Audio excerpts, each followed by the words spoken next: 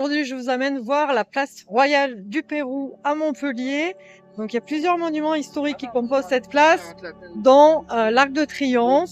Et puis le reste, je vais vous expliquer tout ça dans la vidéo. L'Arc de Triomphe de Montpellier, c'est un monument érigé en 1691 par Augustin Charles d'Avilés. On l'appelle également la porte du Peyrou, et Peyrou en occitan, ça signifie pierreux, mont pierreux.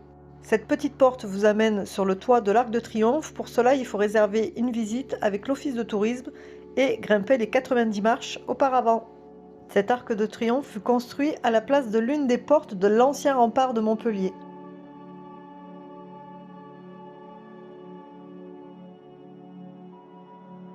Nous venons de voir l'Arc de Triomphe, la porte du Pérou, et nous allons nous diriger vers la place royale du Pérou et on va aller voir déjà la statue équestre de Louis XIV.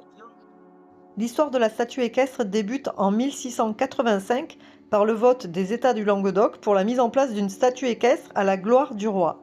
Des contretemps ralentissent l'installation de l'œuvre et c'est seulement à partir de 1713 que la statue quitte Paris et navigue via la Seine, puis du Havre à Bordeaux, remonte la Garonne et chemine sur le canal des Deux-Mers pour arriver aux étangs de Frontignan et Villeneuve-les-Maguelones et remonter ensuite à destination de Montpellier par le port Juvénal. Et là, on va se diriger vers le château d'eau. Super spot pour faire des photos le soir au coucher de soleil. Je mange de la poussière, il y a du vent, c'est la folie aujourd'hui. Ce château d'eau monumental fut construit en 1768 afin de distribuer l'eau potable à Montpellier via l'aqueduc qui se trouve en fait juste derrière et qu'on ira voir après.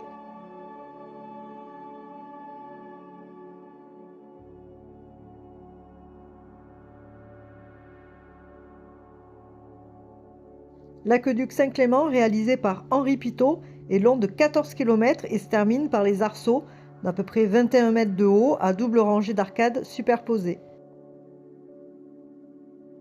En 1940, Jean Moulin accepte d'être pris en photo par Marcel Bernard, son ami et photographe. C'est le cliché le plus connu de Jean Moulin.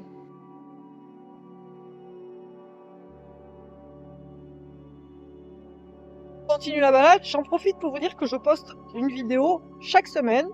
N'hésitez pas à vous abonner à ma chaîne si vous voulez découvrir un petit peu plus Montpellier et aussi d'autres endroits. Là, j'ai posté une vidéo à Collioure, par exemple. Activation de la cloche sur votre écran pour être averti de la prochaine vidéo. En 1927, ce cadran solaire commandé par le professeur Pierre Humbert est venu compléter la place royale du Pérou.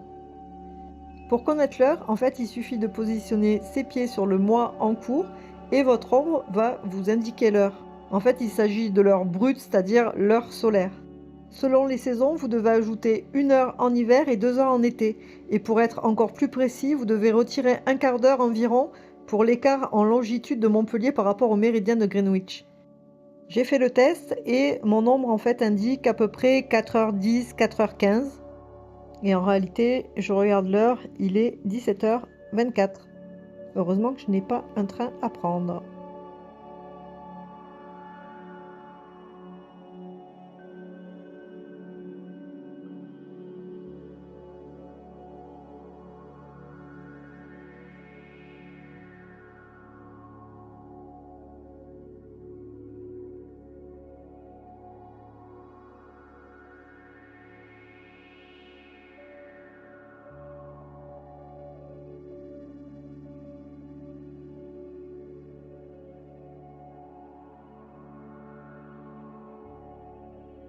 Pour venir visiter cette jolie place royale du Pérou, vous pouvez prendre le tramway numéro 4. L'arrêt s'appelle Pérou Arc de Triomphe.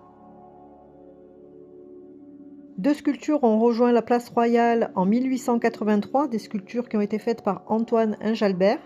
À gauche du portail en rentrant, celle-ci représente l'amour domptant la force. Et celle de droite représente la force domptant l'amour. J'espère que cette vidéo sur la place royale du Pérou à Montpellier vous aura plu. N'hésitez pas à me le dire en commentaire et surtout à vous abonner pour me donner de la force et à continuer mes vidéos et surtout ne pas rater donc les prochaines. À bientôt, bye bye.